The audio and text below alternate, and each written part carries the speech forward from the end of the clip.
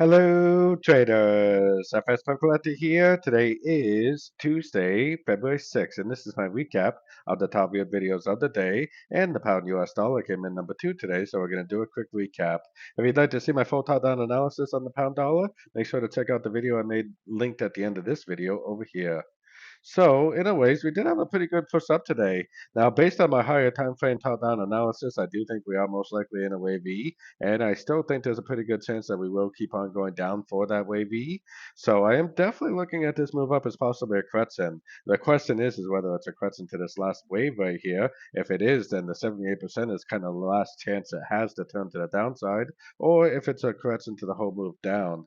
If it is a correction to the whole move down, then we will break above that 78%. And if we do that, then I would move my Fibonacci all the way back up to this high. And at that point, I would expect one of these Fibonacci's to get hit, maybe like the 61.8 or the 50%.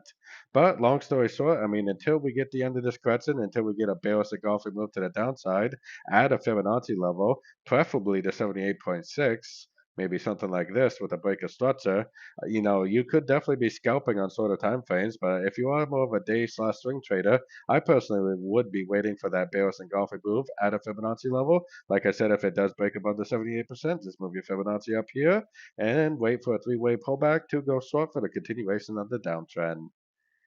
So don't forget to join my free Discord channel. The link for that is on the screen and in the description. Thanks and happy trading.